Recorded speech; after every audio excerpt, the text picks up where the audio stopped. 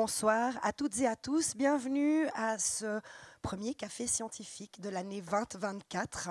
Je vais commencer par un petit mot personnel en reprenant deux mots-clés de notre soirée et pas le principal, pression et urgence. Non, pas pression et urgence, pression et diagnostic. Ceux qui me connaissent voient que ma voix est légèrement enrouée. Ne vous inquiétez pas, je ne suis pas contagieuse, c'est seulement de l'asthme. Je dis ça d'abord parce que je vais certainement grailler quelque part une consultation privée tout à l'heure. Et puis, d'autre part, pour que vous ne vous inquiétez pas quand je vous passe le micro, je ne suis donc pas contagieuse du tout. Voilà, bonsoir, bienvenue à ce café scientifique. Pour celles et ceux qui connaissent le principe, je vous demande un tout petit peu de patience. Je vais donner les 2 ou 3 petites règles qui régissent nos soirées. Donc, nous avons des invités spécialistes d'une question, un modérateur à cette table. Ils se présenteront tout à l'heure. Il y a toujours un 5e intervenant, et ce 5e intervenant, c'est vous, cher public, ici dans cette salle, et celles et ceux qui nous suivraient sur les réseaux sociaux ou sur le site de l'Université de Fribourg. Vous toutes et tous, ici et en ligne, êtes invités à partager vos questions avec nous. Vous pouvez également m'envoyer des SMS. S'il vous plaît, des SMS, pas de coup de fil, je ne réponds pas au téléphone. Au 079 796 22 15. Pour les personnes qui sont dans la salle, il n'y a qu'une règle. Ce café, il est à vous. C'est vous qui faites la discussion. Même si c'est moi qui perds la voix, j'ai coutume de dire que je paye mes modérateurs à se taire, mais c'est à vous de le faire taire. Donc, n'hésitez pas à poser vos questions.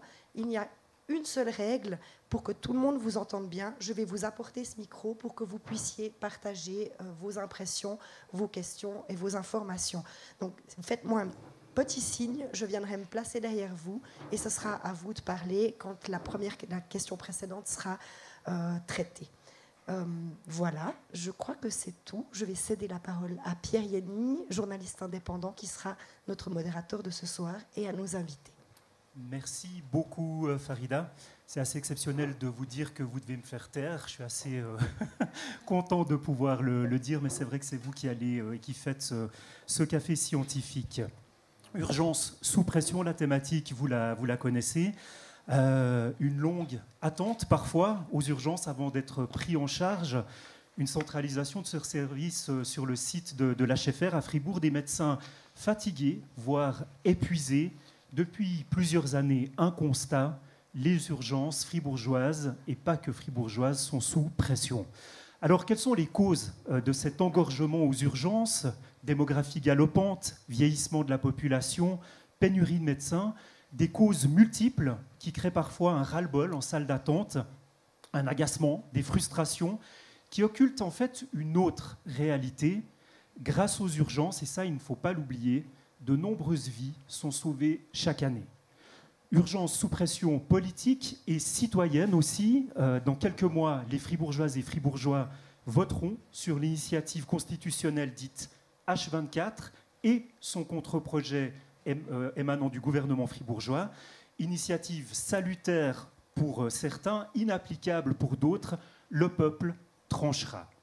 Alors, pour poser un diagnostic sur l'état de santé des urgences fribourgeoises, pour discuter des remèdes parfois difficiles à appliquer, et pour élargir surtout le débat à la politique de santé de notre canton, nous avons le plaisir d'avoir 4 intervenantes et intervenants autour de cette table. En plus, ils se sont placés dans l'ordre où je voulais les présenter, donc de très bons élèves, j'en suis très content.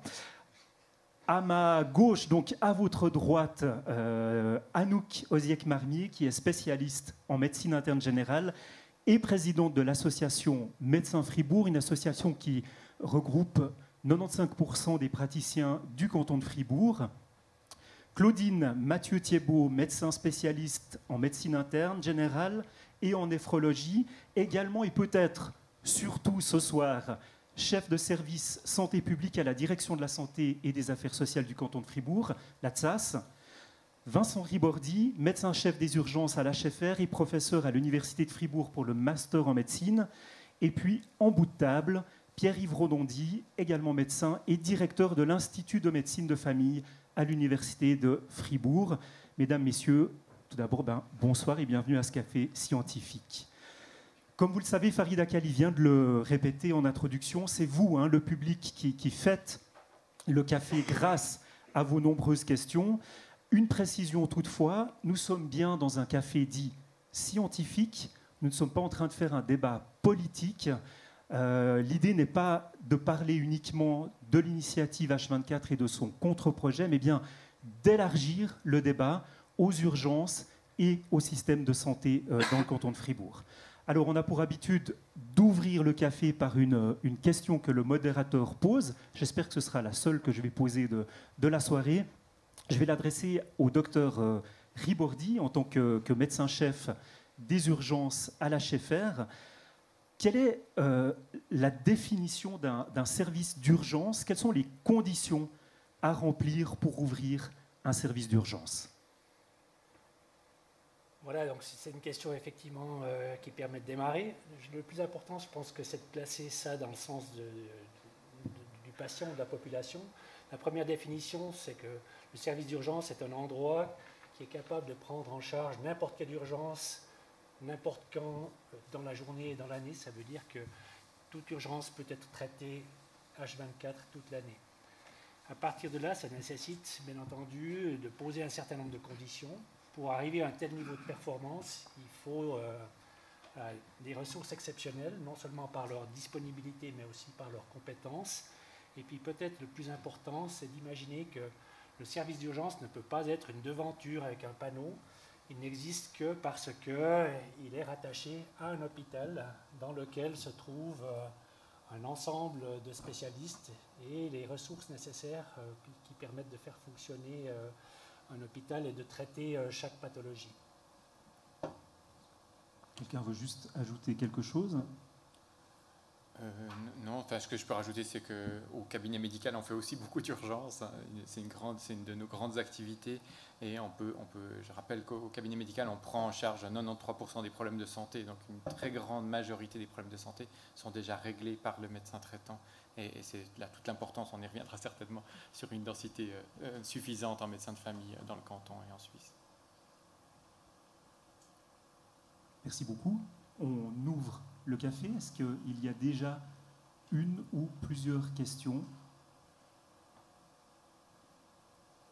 Ça ne semble pas être le cas. On espère que ça va démarrer peu à peu. Alors, je continue. Peut-être vous poser la question. Qu'est-ce qui dysfonctionne en soi? Pourquoi on arrive à une situation où on arrive à organiser ce soir un café scientifique autour des urgences sous pression? Qu'est-ce qui met autant de pression sur les urgences aujourd'hui? Je ne sais pas qui veut prendre la parole. Oui, monsieur Ribordi. Peut-être qu'il m'incombe d'enchaîner parce que c'est vrai que j'ai été assez succinct dans ma première réponse. Premièrement, voilà, c'est vrai que ça me dérange qu'on parle qu'on part du principe que les urgences dysfonctionnent parce qu'en premier lieu, elles fonctionnent. Bien entendu, ça nécessite de détailler un petit peu le propos, mais c'est important de préciser que les urgences vitales n'attendent pas. Par exemple, dans le service des urgences de Fribourg, les urgences graves n'ont zéro attente. Donc, il n'y a pas d'attente pour les urgences graves. Et 90% des patients attendent moins de 2 heures dans la salle d'attente. Dans l'autre sens, c'est aussi important de s'intéresser aux patients qui doivent attendre. C'est bon signe, le plus souvent quand on attend, ça veut dire que ce n'est pas grave. Par contre, personne n'aime attendre. Et c'est extrêmement désagréable d'attendre. Et c'est vrai qu'après, il faut voir le nombre. Parce que, fort heureusement, les urgences vitales, les urgences graves sont les moins fréquentes. Donc en nombre, nous en avons relativement peu. Par contre, elles nécessitent des réponses extrêmement précises et puis des performances qui sont très codifiées. Pour les patients moins graves, et c'est là qu'il y a matière à élargir le débat, comme l'a précisé mon collègue. Il est question d'avoir une première ligne des soins qui répond suffisamment bien pour que les patients n'aient pas à aller aux urgences pour des besoins qui ne peuvent pas être couverts par le système de santé. Dans ce sens, le service d'urgence est un pivot dans le système de santé entre la population et l'hôpital, et il est faux de tout focaliser sur le service d'urgence. Un bon système de santé repose avant tout sur un réseau de médecins de première cour qui couvre la plupart des besoins des soins non programmés. On parle des soins non programmés, ceux qui ne sont pas prévus. Et si ceux-ci ne peuvent pas être pris en charge, inévitablement, il y a un rapport sur le service des urgences. Et c'est là qu'il y a une problématique. Madame Mathieu-Thiebaud. Oui, bonsoir, mesdames et messieurs. On est ravis d'être là et d'échanger avec vous. Peut-être j'aimerais compléter le propos du professeur à Vincent Ribordi. Donc les urgences sont sous pression, mais ce n'est pas que les urgences qui sont sous pression. On a un système de santé qui est sous pression. Donc le système de santé, c'est les urgences, c'est important, mais évidemment le système de santé a plusieurs piliers. Vous avez tout le domaine préhospitalier, vous avez l'hôpital, et puis après vous avez aussi tout le post-hospitalier, les soins de longue durée. Et puis on a aujourd'hui un système qui est vraiment dans son entier dans une transformation. Et puis le pourquoi, il n'y a pas une raison simple, mais il y a plusieurs facteurs qui contribuent. Et puis ce sont beaucoup les facteurs finalement des enjeux de la santé publique qui sont la démographie qui est galopante. On a une augmentation de la population fribourgeoise de l'ordre de 13% sur ces dernières années, puis c'est aussi ce qu'on prévoit dans les années à venir.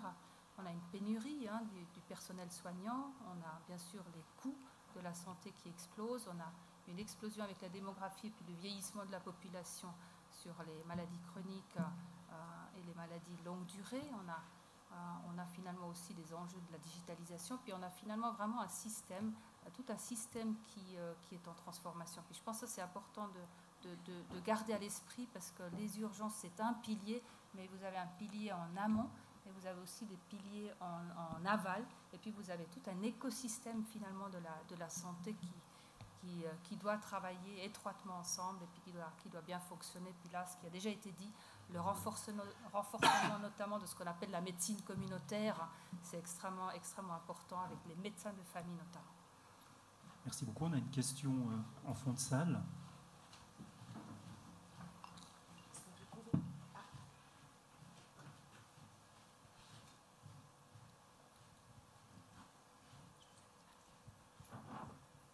Merci beaucoup.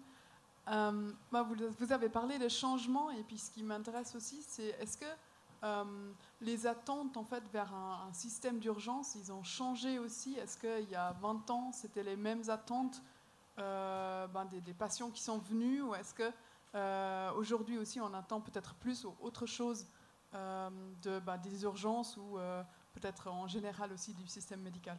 Merci. Alors, Madame Osiek-Marmier.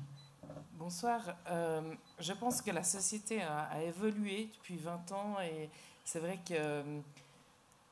qu'au cabinet, on le voit très fort, les gens sont de plus en plus sous pression, en fait, que ce soit au niveau professionnel, au niveau sociétal. Et c'est vrai que les patients, souvent s'attendent à avoir un service immédiat et quand ça les arrange. Et ça, je pense que ça fait partie aussi du problème. Et puis, il faut vraiment qu'on en tienne compte pour travailler là-dessus. Après, il y a eu l'évolution démographique du canton, on ne va pas le redire, mais je pense que elle a été tellement énorme que nous, en tant que médecins de famille, on n'a pas suivi. Ça, je le dis clairement.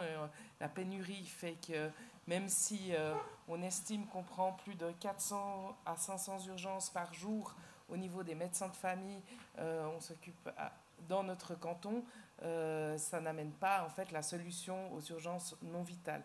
Donc c'est vrai que il y a ce point-là, et puis l'autre point que j'aimerais aussi souligner, mais ça peut-être Vincent Ribordi pourra mieux le dire que moi, c'est aussi la science qui a évolué, la médecine qui a évolué. On ne prend plus une urgence aujourd'hui vitale en charge comme on la prenait il y a 20 ans. Le plateau technique a besoin d'être beaucoup plus important, d'être beaucoup plus pointu. On ne peut pas avoir sur 15 sites ces services-là. Et puis ça, je crois qu'il faut vraiment en tenir compte.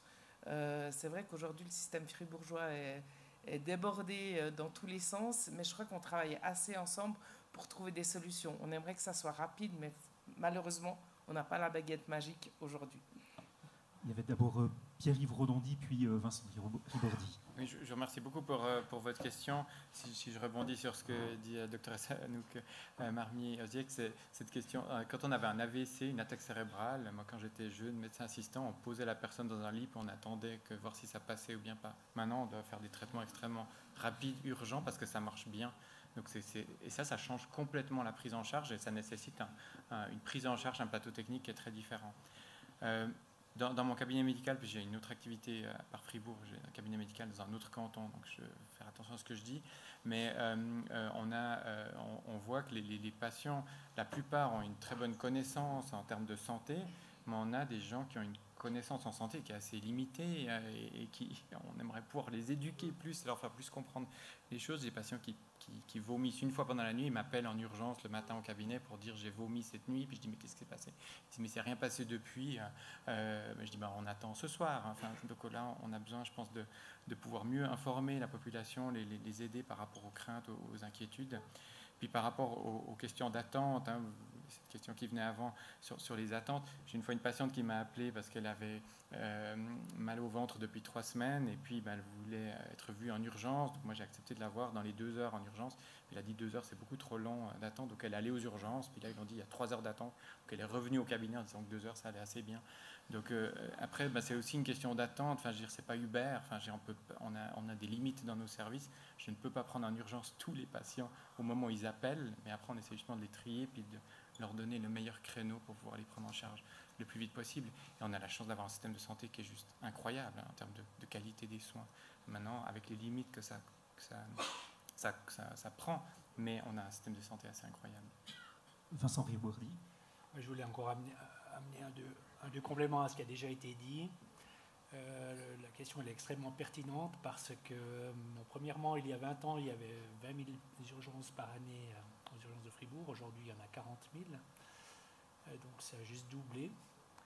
Il y a 20 ans, la médecine générale et la garde médicale s'occupaient de la plupart des urgences courantes. Et puis, il y avait très peu d'urgences courantes et que les cas graves qui arrivaient à l'hôpital.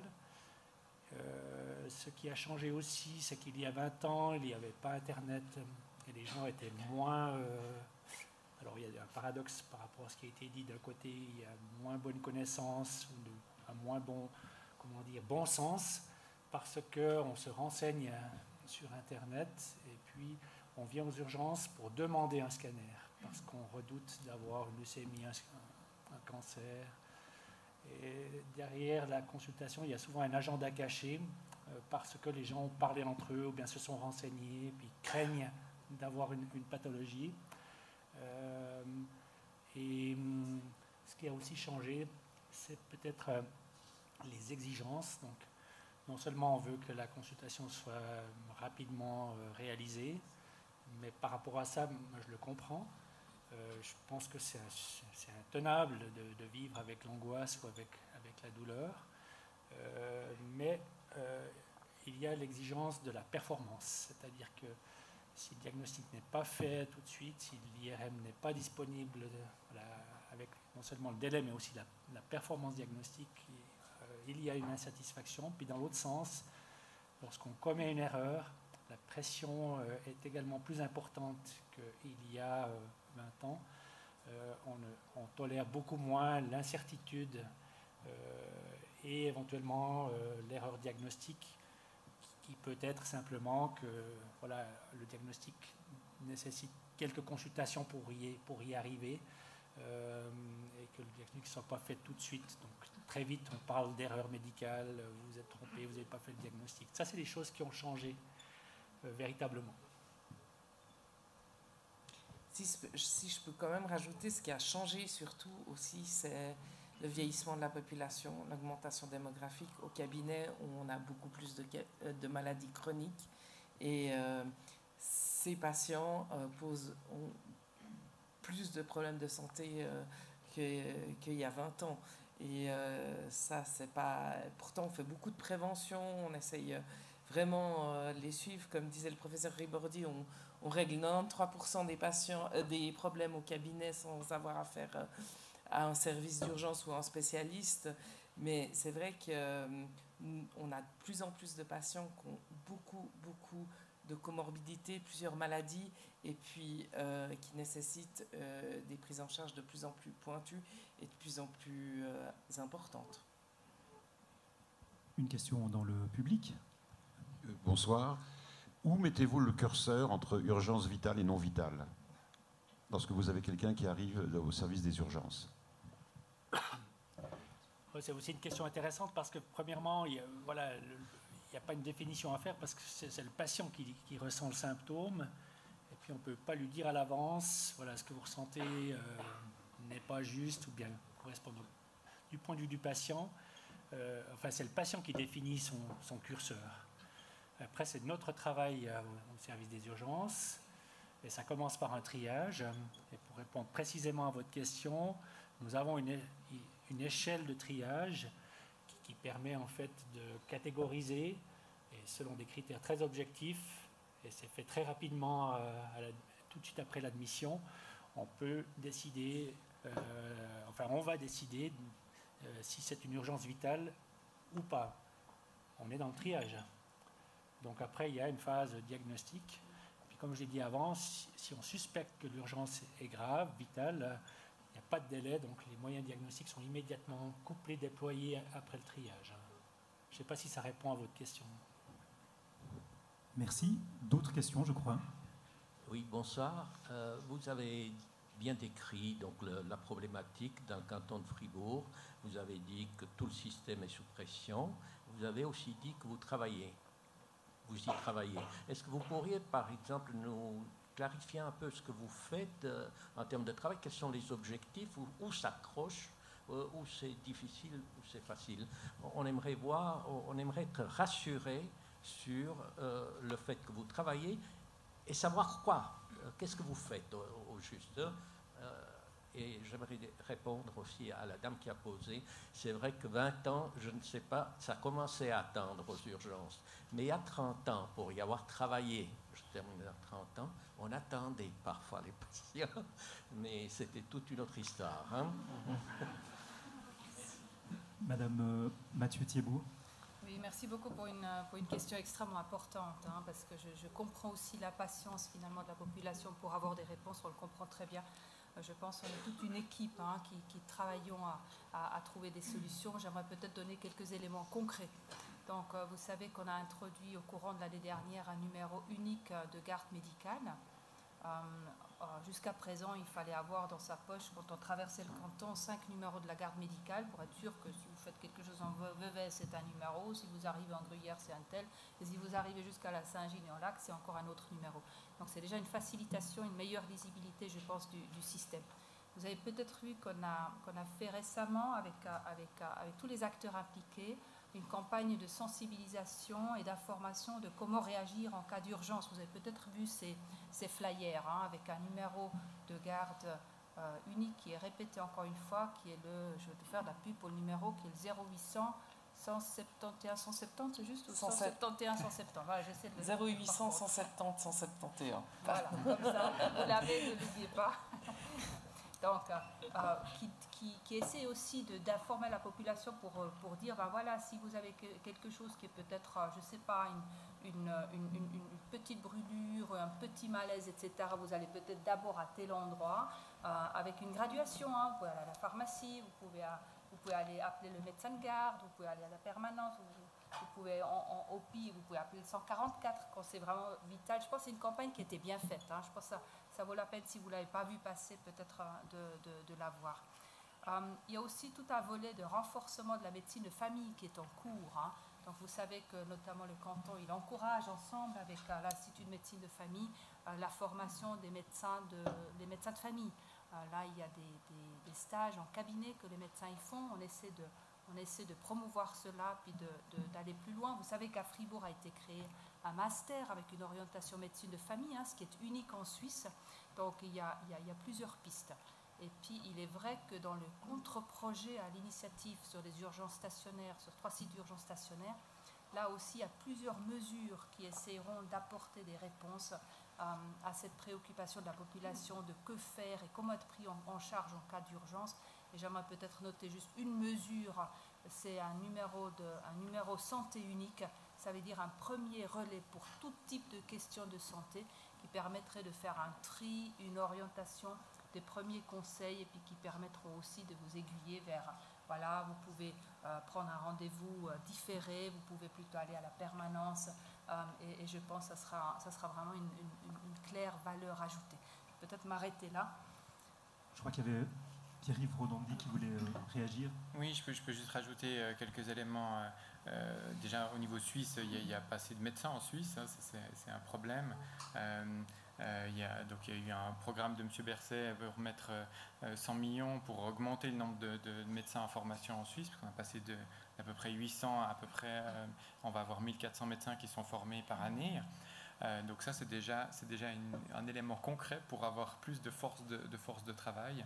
Et dans le programme, comme l'a cité la doctoresse Mathieu, la question d'avoir ce master à Fribourg, ce master, on a 40 étudiants. Vous me direz, c'est pas forcément beaucoup, mais c'est déjà mieux que zéro, c'est ce qu'on avait avant. Et puis, il faut savoir qu'on essaye de leur donner aussi envie de rester dans le canton de Fribourg. Donc, on leur crée aussi des activités pour qu'ils trouvent que le canton de Fribourg est assez sympa. Parce que c'est aussi ça qui est important, c'est qu'ils restent chez nous. Donc, il y a ce programme qui est en cours. C'est sur le plus long terme, mais c'est important qu'on ait les forces de travail nécessaires. Il y a une absurdité en Suisse, 60% des jeunes qui veulent devenir médecins, on les empêche de devenir médecins, puis à la fin des études, on importe 40% de nos médecins des autres pays, on va leur voler les médecins. Donc là, il y a aussi au niveau national des choses à faire pour pouvoir augmenter le nombre de médecins. Former un médecin, c'est 1,5 million par médecin, mais c'est tout à fait des choses qui sont importantes. Si on n'a pas assez de médecins, on n'arrivera pas à suffire aux besoins du système de santé. Puis avec ça, on se retrouve dans le canton de Fribourg et dans d'autres cantons de tout à coup plus avoir assez de médecins. Et on sait qu'on a des patients qui n'ont pas de médecin de famille parce qu'ils n'en trouvent pas. Moi, comme je l'avais dit dans la presse, j'ai des patients qui appellent à mon cabinet parce qu'ils ont vu dans les avis mortuaires que j'étais remercié. Et puis avec ça, ils disent donc vous avez une place, puis ils téléphonent au cabinet, puis il y a une place qui s'est libérée. C'est comme ça que ça se passe. Donc c'est juste la réalité. Et pourtant, c'est dans le canton de Vaud qui a pourtant pas mal de médecins aussi. Donc il faut qu'il y ait suffisamment de médecins. Autrement, on a des patients qui consultent que aux urgences, que dans les permanences, parce qu'ils n'arrivent pas à avoir de médecin traitant ou qu'ils n'ont pas un médecin traitant qui puisse bien s'en occuper. Donc ça, c'est très important de pouvoir avoir suffisamment de ressources du système de santé pour pouvoir aider les patients à être bien aiguillés. Je crois que Vincent Fribourdi. Je voulais encore élargir un petit peu la vision du système d'urgence dans le sens où si on pose la question de qu'est-ce qui va être fait concrètement, ça nécessite de bien comprendre l'ensemble et de parler aussi de la réponse à l'urgence vitale qui implique la médecine d'urgence préhospitalière, c'est-à-dire la chaîne des secours et des soins qui comporte le 144, les ambulances qui réalisent des soins avancés et puis qui font non seulement des soins directement au chevet du malade ou du blessé, mais qui vont aussi trier les patients pour les orienter vers le bon plateau technique. Les deux choses qui importent finalement pour la population, c'est bien sûr l'accès aux soins non programmés, dont on vient de parler de manière assez complète, mais il y a aussi la sécurité sanitaire qui, elle, dépend de la performance de cette chaîne des urgences, chaîne des urgences vitales qui va se déployer depuis l'appel jusqu'à l'arrivée vers un service d'urgence. Merci beaucoup. Une autre question? Bonsoir. Ces 10 dernières années, bon déjà avant, mais ces 10 dernières années, il y a eu beaucoup de personnes qui sont arrivées d'autres pays avec des langues, voilà, différentes langues. Et je me posais la question, comment ça se passe aux urgences quand une personne ne parle pas bien le français, quand il y a des difficultés de communication? Comment vous réglez cette situation? Ça dépend s'il parle ou pas. Non, c'est un gag de mauvais goût, excusez-moi. Mais c'est vrai que voilà, on peut être, non seulement pour les raisons de la langue, mais aussi culturelles, ou alors parce que les patients ne sont pas capables de parler, on peut être face à des grandes difficultés d'obtenir des informations et puis de pouvoir faire l'approche. Voilà, par exemple, hier soir, j'étais de garde, et puis c'est vrai que concrètement, des fois, on utilise une application de traduction de langue. Hein. Quand on n'a pas le temps de faire venir un traducteur ou un interprète.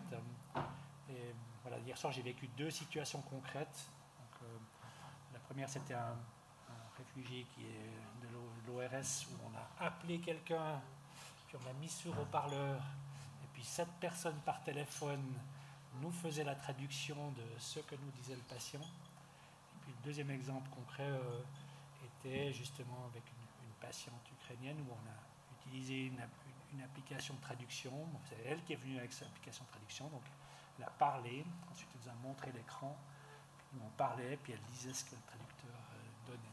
Donc on arrive à s'en sortir de différentes manières, mais ça crée des difficultés. Docteur Rodondi. Juste un tout petit rajout par rapport à votre question. Je pense qu'il y a l'aspect de la langue, mais aussi l'aspect de la culture. Et puis nous, on tient beaucoup à ça dans l'enseignement aux étudiants en médecine, de comprendre les différences culturelles, parce que les différences culturelles fait qu'on a une vision de notre santé, de notre corps, du système de santé, des attentes, enfin toutes ces choses-là sur lesquelles on doit pouvoir parler avec les patients.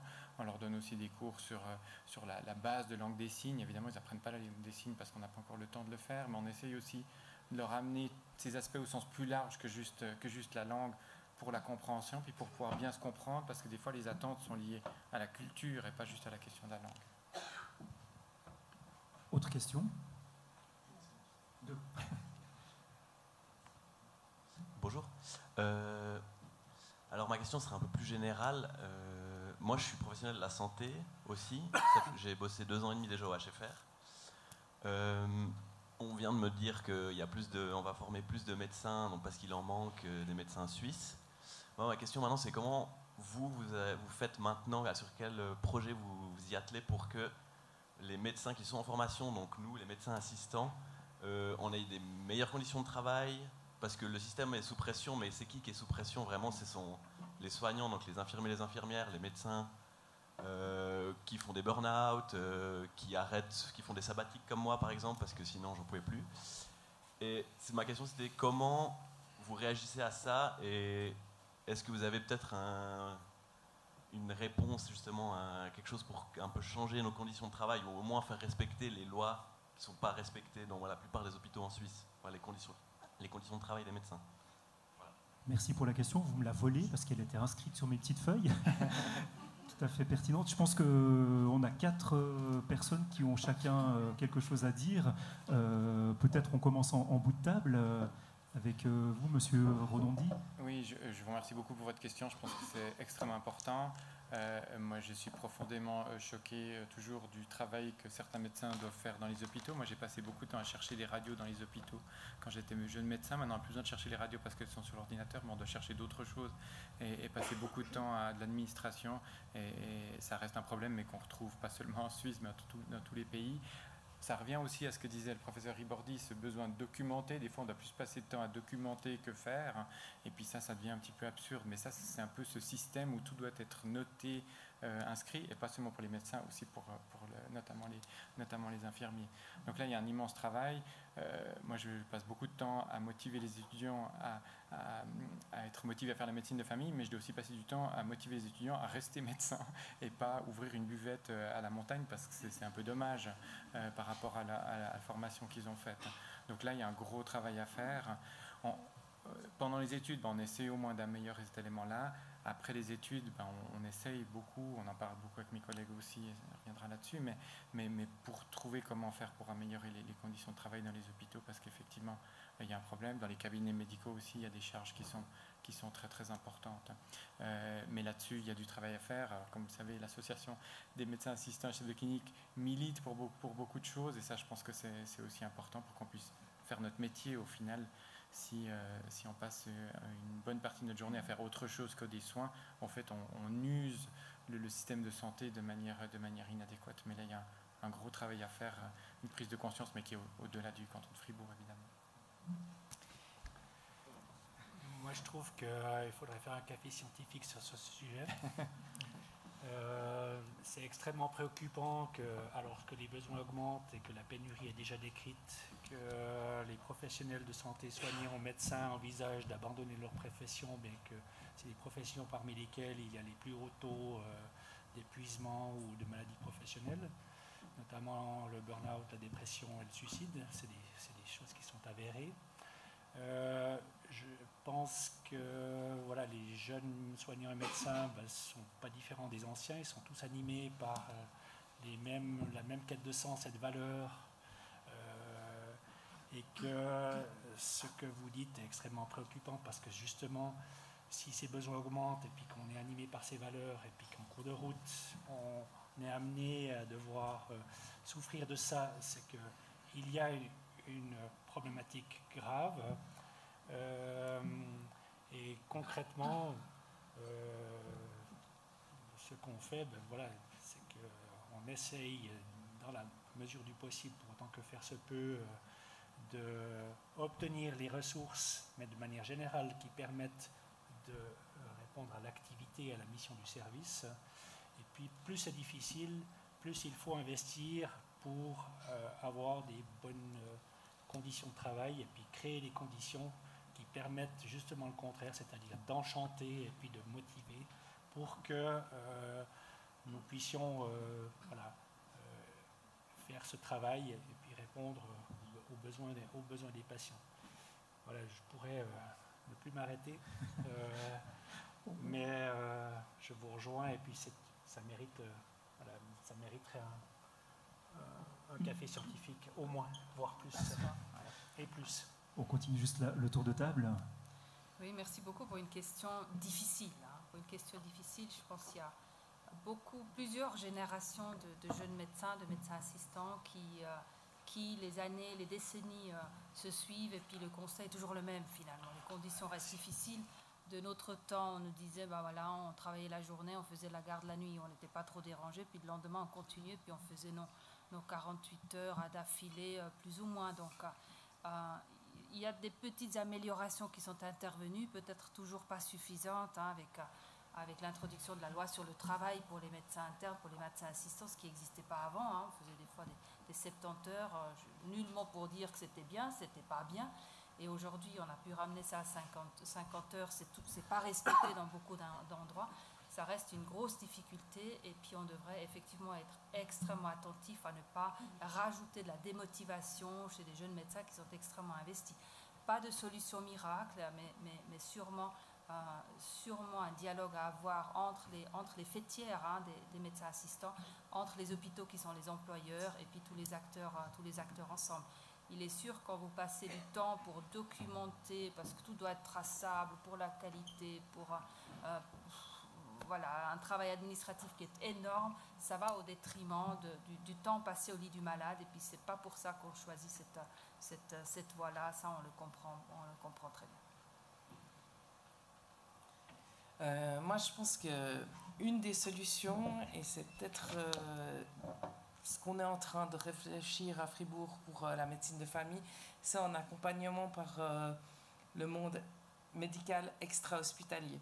On est en train de réfléchir à créer un cursus de médecine de famille post-gradué, en fait, parce que je pense qu'on a un métier merveilleux, passionnant, et puis que j'ai envie de tous les jours dire aux jeunes, n'oubliez pas pourquoi vous êtes là et pourquoi vous le faites.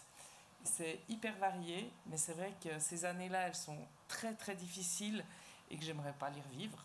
Et je crois qu'il y a tout le monde. Et moi, j'ai connu le passage entre où on n'avait pas de limite d'horaire et les pseudo 50 heures qui n'ont pas amené beaucoup. Et je pense, je vais revenir sur cette évolution de la société. Aussi, la société, elle a énormément évolué. Les jeunes n'ont plus les mêmes envies, n'ont plus l'équilibre entre le travail et la vie privée et les loisirs sont plus importants. Et je pense à juste titre. Avant, on parlait moins du burn-out, mais je pense qu'en accompagnement de qualité, peut-être avec quelqu'un d'extra-hospitalier qui connaît ça pourrait amener beaucoup de choses, de souffle à nos jeunes médecins qui sont en souffrance. Je sais qu'il y a une question encore, j'ose juste rebondir. Est-ce que, par rapport à ce que vous venez de dire, qui est très intéressant, est-ce que le système actuel est déjà dépassé? Il ne correspond plus aux aspirations justement de la nouvelle génération. qui veut avoir un peu plus de temps, qui ne veut pas travailler. Alors il y a peut-être des médecins, non, mais qui veut moins, pas travailler, pardon, j'ai pas fini ma phrase, qui ne veut pas travailler 70 heures par semaine, voilà, c'était ça que je voulais dire, pardon. Alors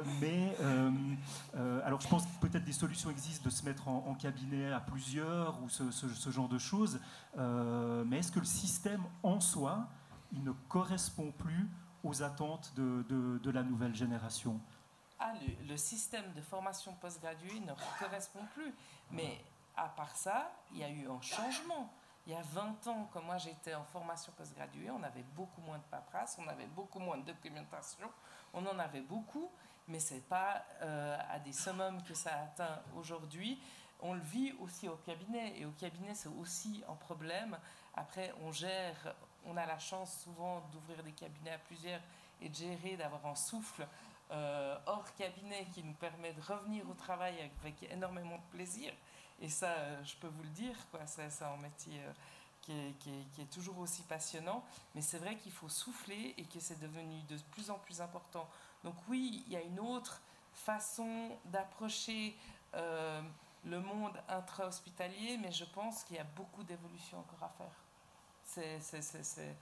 Et continuez à vous exprimer et continuer à le dire, c'est tout ce que je peux vous le dire.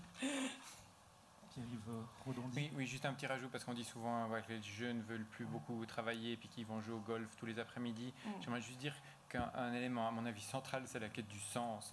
Et puis c'est d'avoir du sens dans le métier qu'on fait. Et moi, j'ai une infirmière, pour prendre un autre métier, qui passait sa journée à noter les échelles de douleur. Donc elle passait plus de temps à écrire sur l'échelle la douleur du patient que s'occuper du patient avec sa douleur, au lieu de lui tenir la main, parce qu'elle n'a pas le temps de lui tenir la main. Moi, j'ai des infirmiers à domicile qui doivent calculer le temps pour laver les dents. Ils lavent qu'un côté parce que l'autre côté, il n'y a pas assez de temps à disposition.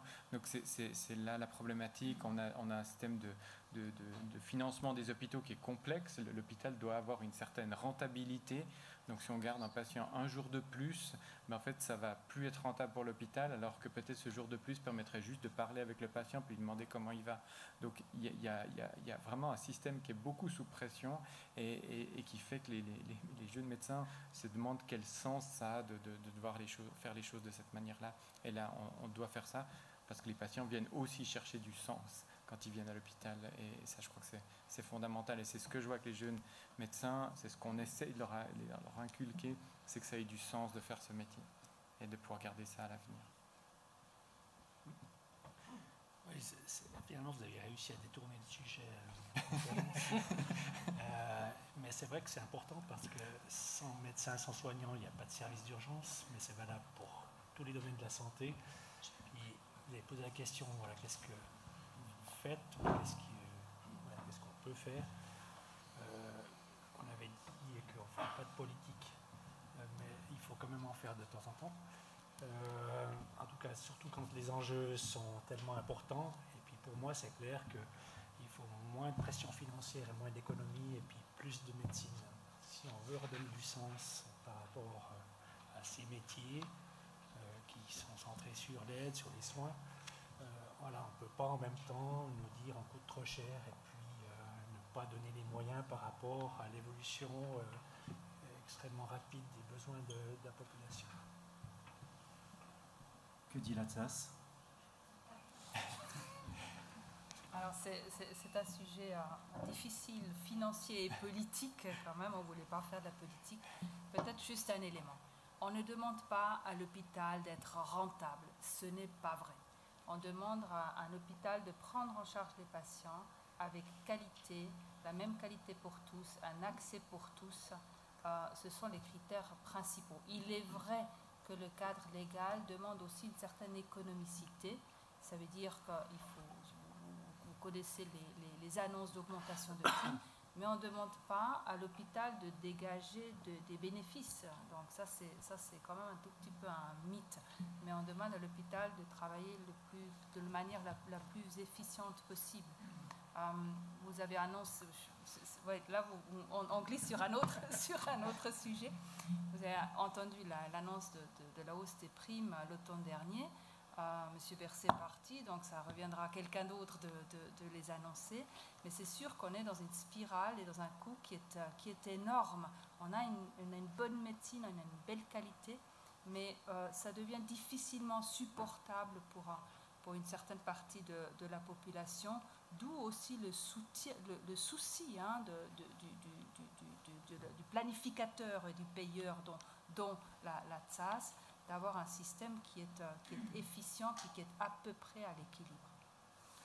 Merci, on va peut-être passer à... Il y avait une autre question. Alors du coup, moi, je vais revenir un petit peu en arrière avec ma question. Quand on sait qu'il y a de plus en plus de consultations d'urgence qui soient aussi non vitales, et puis que ce qu'on disait avant, c'est que le degré d'urgence, il est aussi parfois, même souvent en fait, défini par l'angoisse aussi du patient et par la méconnaissance en fait de ce qu'il a.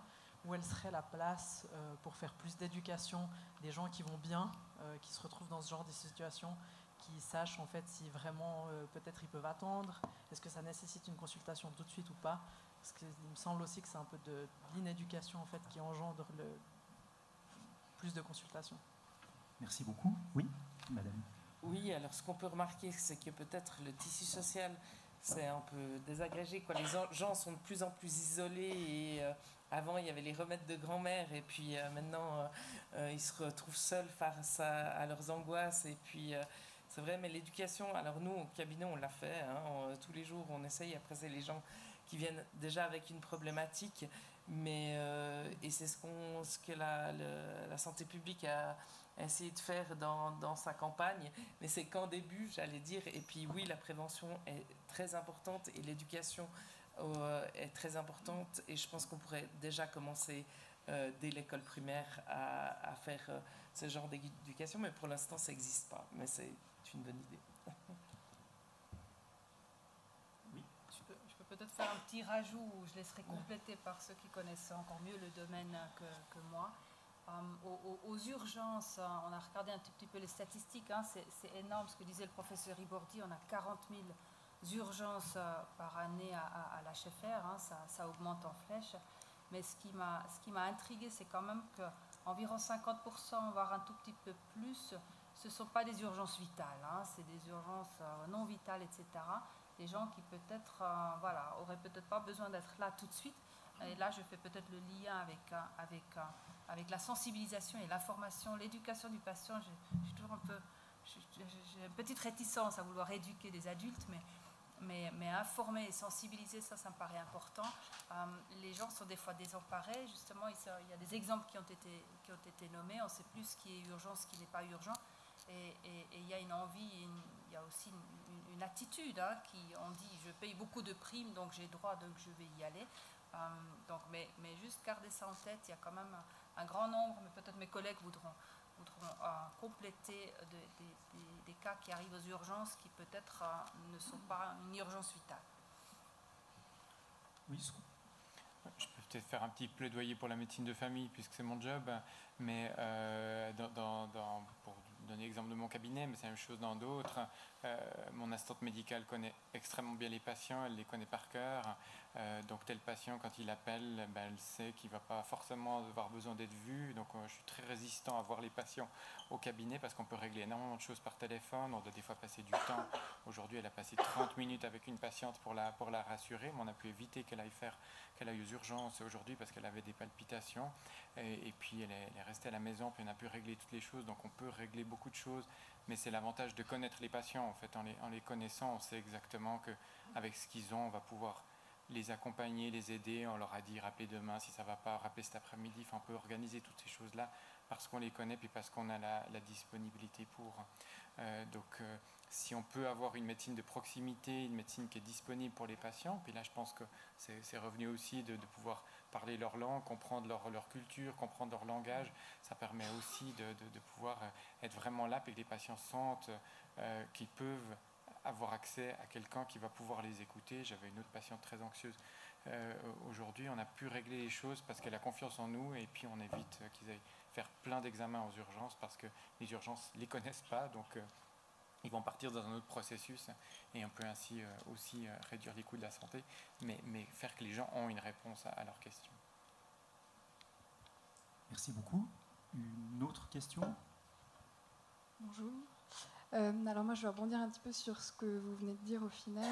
C'est vrai que, comme on disait tout à l'heure, une des raisons pour lesquelles nos conditions de travail se dégradent aussi, c'est qu'on nous demande de faire du flux, donc il y a beaucoup de patients en hospitalier, et puis ça demande d'aller vite, donc on doit aller de plus en plus vite. Donc une des solutions, c'est de finalement essayer de décharger cette responsabilité sur les médecins traitants, mais qui sont aussi à bout de souffle.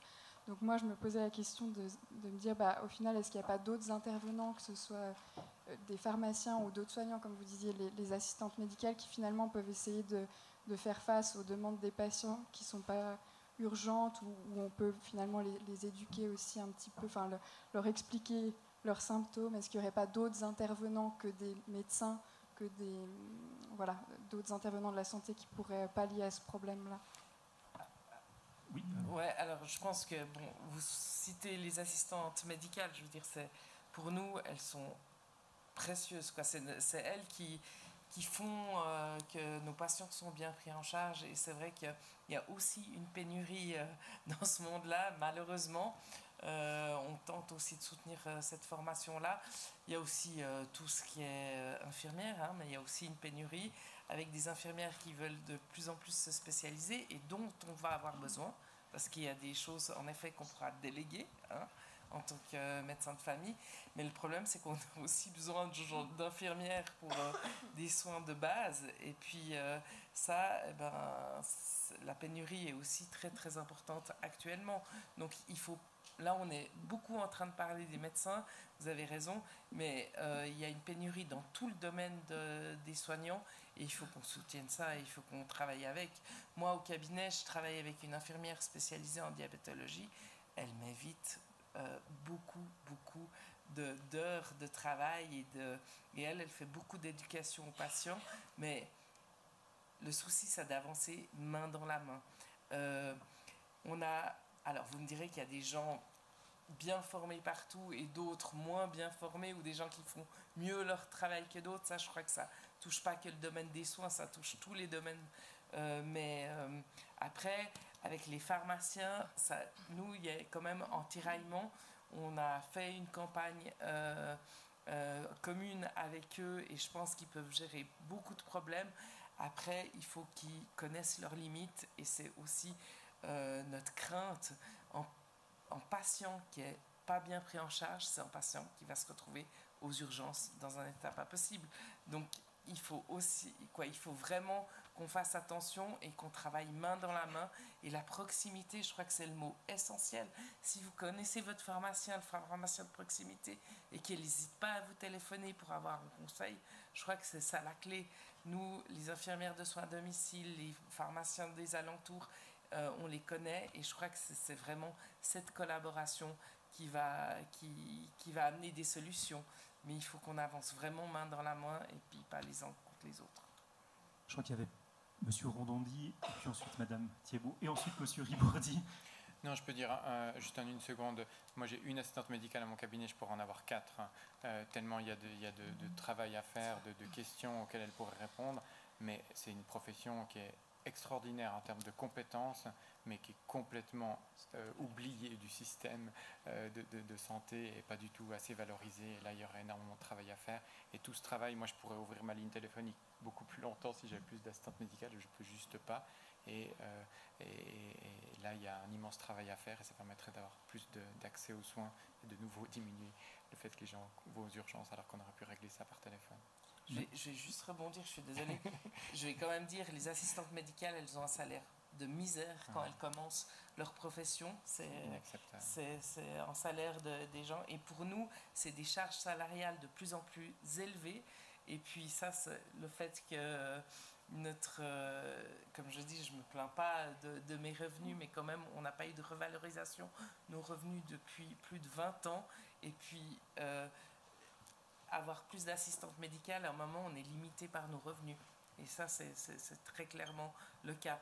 Mais pour vous dire, là, actuellement, on a au niveau de Médecins Fribourg, parce qu'on fait des conseils sur la rémunération des assistantes médicales, elles étaient payées de base, elles commençaient avec un 4 000 francs par mois à 100%.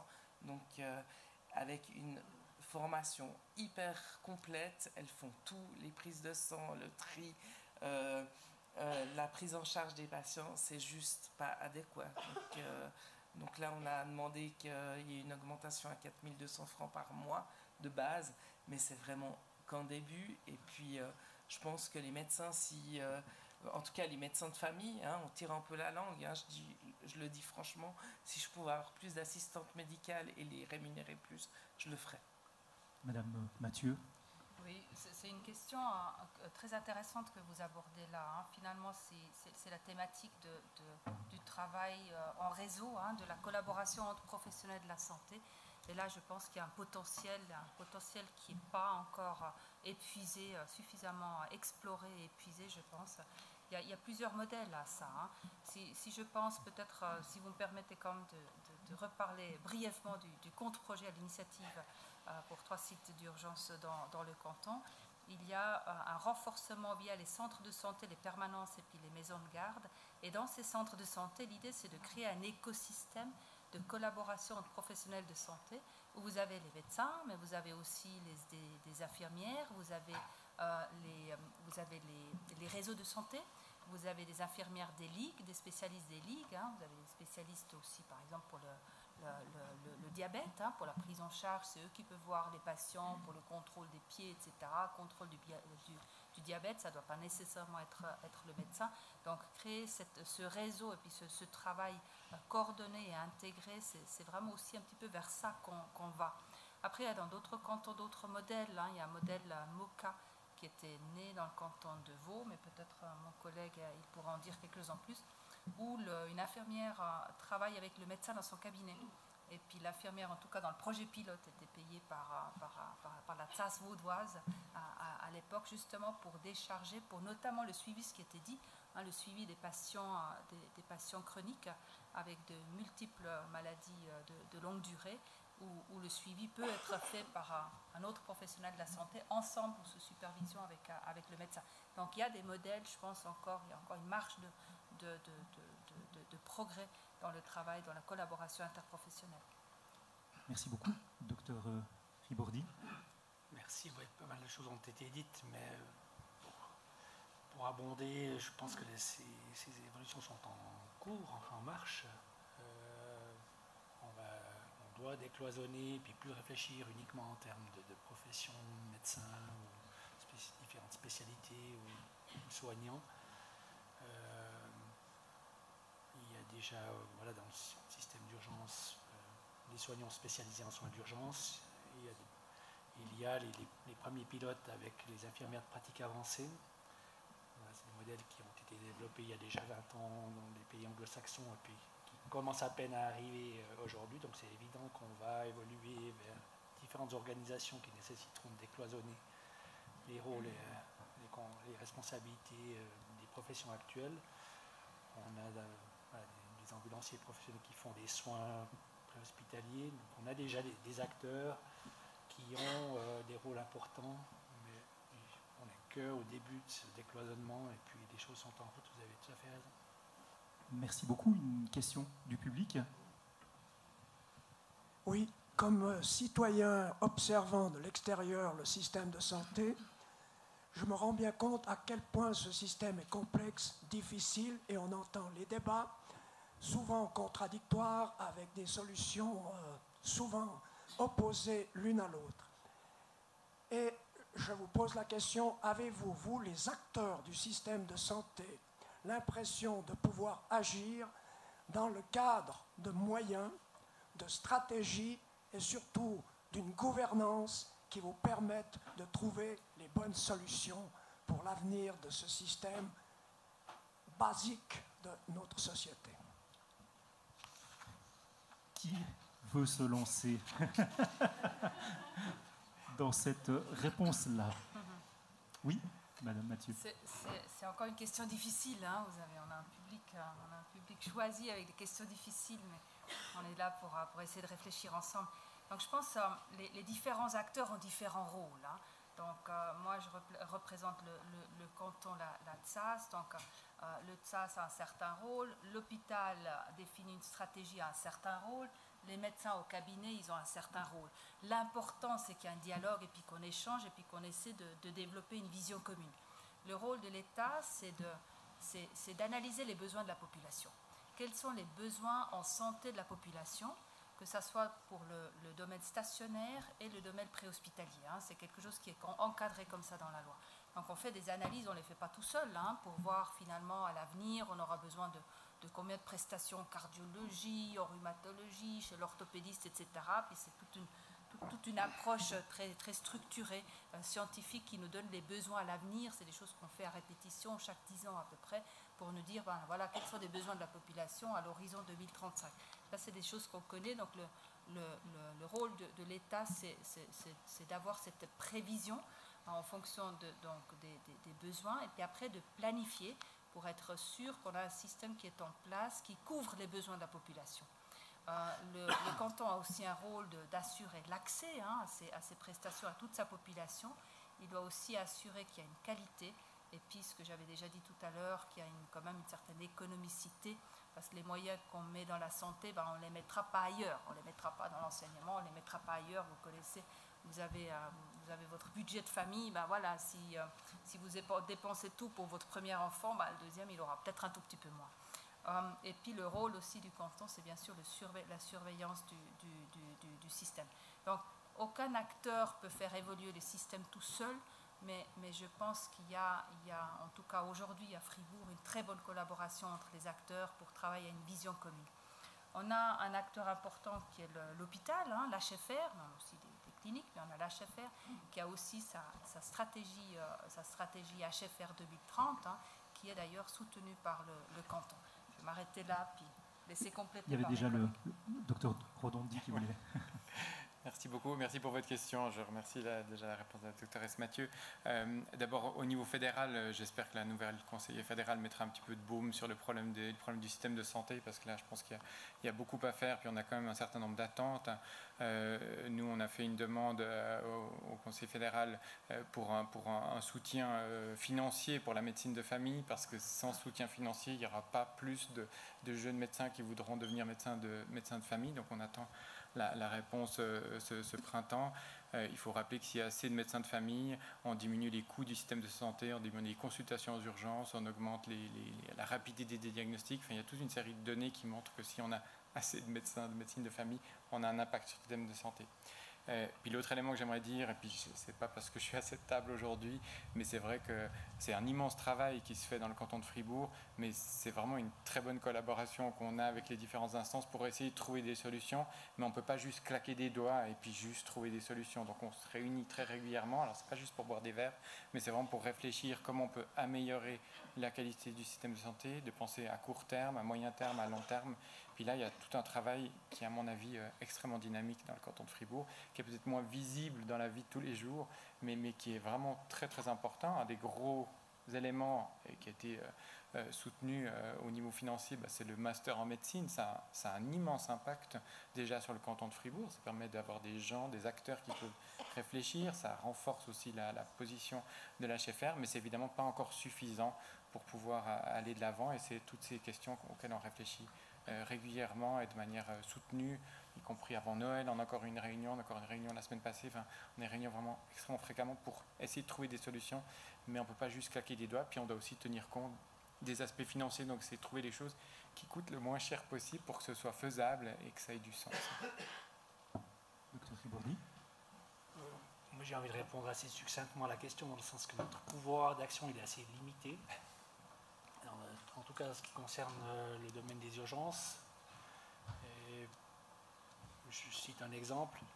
Actuellement, on sait que chaque citoyen est affilié à une assurance maladie, puis une bonne partie des assurances maladie, selon les différents régimes, oblige en fait le patient à appeler d'abord une hotline. Et sur l'ensemble je crois qu'il y a une soixantaine d'assurances maladie, il n'y a aucune coordination dans ces différentes hotlines. Et même si ces hotlines réalisent un certain tri, admettons que 50% de ces appels débouchent sur la recommandation d'aller aux urgences, ça pose quand même le problème qu'on a un système non filtré, non coordonné, qui provoquent une sorte d'avalanche de patients sur le service d'urgence, quand bien même ils ont répondu à un système qui est censé effectuer. Par rapport à ça, par exemple, là, nous n'avons aucune possibilité d'influencer ou de changer quoi que ce soit. Docteur Osiek-Marnier, vous êtes aussi la présidente de Médecins Fribourg, en tant que présidente justement d'une association qui regroupe la grande majorité des praticiens dans le canton. Est-ce qu'une association comme celle-là a un pouvoir, un réel poids dans les processus décisionnels? Alors, je pense que depuis quelques années, on a un réel poids parce qu'on collabore vraiment bien avec le département de la santé publique. Et puis ça, c'est très positif, ce qui ne se faisait pas forcément par le passé. Et puis on est vraiment considérés comme des acteurs importants de la santé au sein de notre canton. Et puis moi, comme le professeur Redondi l'a dit, moi je crois vraiment à la médecine de famille pour limiter les coûts de la santé. Après, le système actuel fait que celui qui aura la solution, je ne crois pas qu'il existe, mais on s'y attelle, et puis on s'y attelle sur le canton de Fribourg. Après, au niveau fédéral, le chemin est encore long, et le chemin est encore long pour Fribourg. Mais je pense que valoriser la médecine de famille et valoriser le suivi des patients peut qu'améliorer leur prise en charge et les coûts de la santé.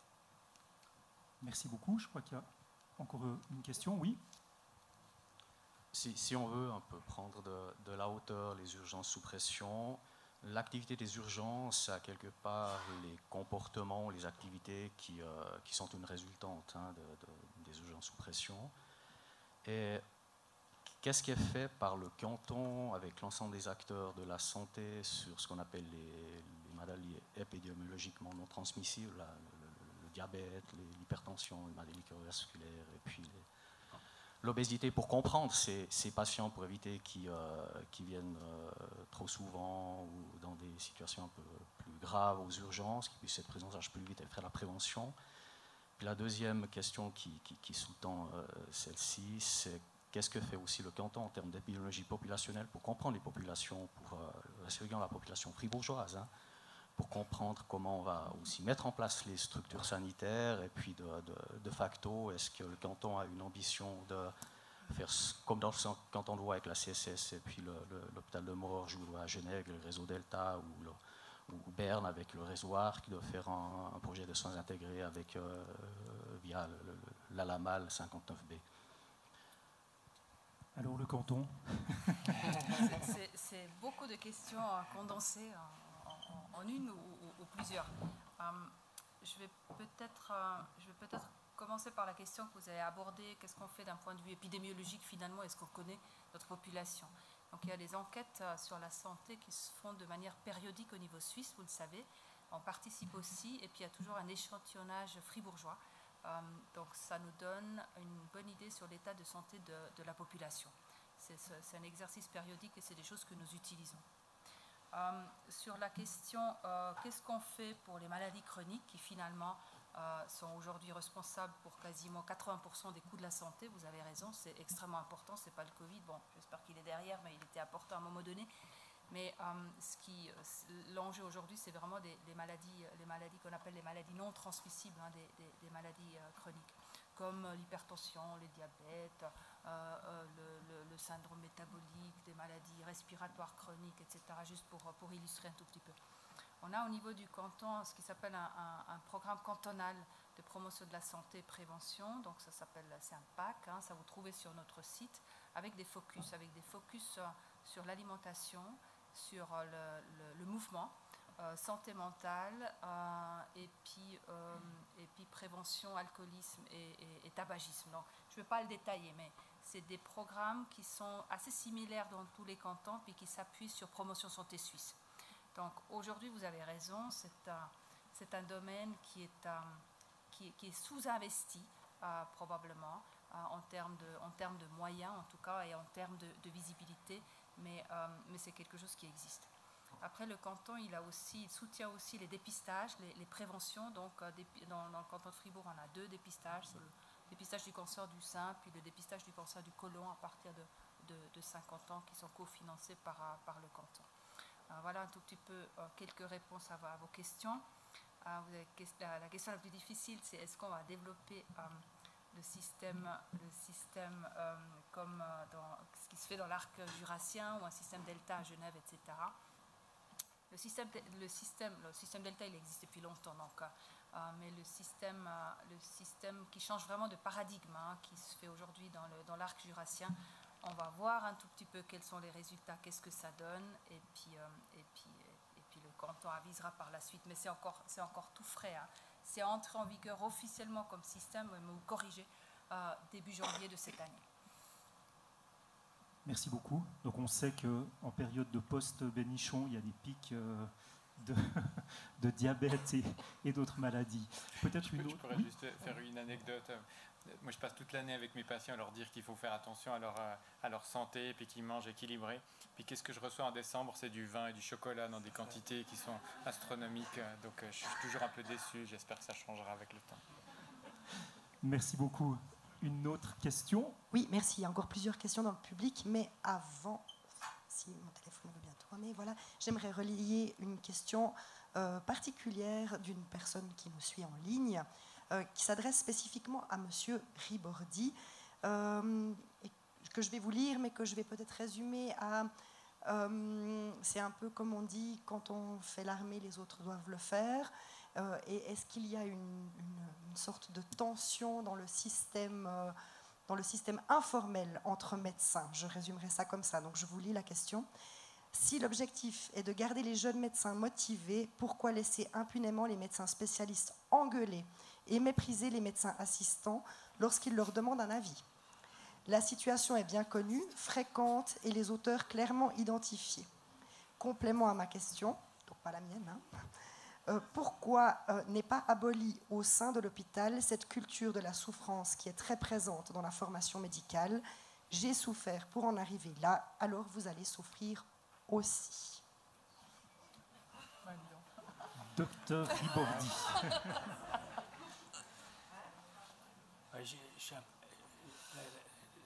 J'ai emprunté de répondre à la question parce que je ne suis pas spécialiste qui engueule les assistants. Et puis dans le service d'urgence, et j'espère que certains qui sont dans le public ne vont pas me faire mentir, nous proscrivons bien entendu cette culture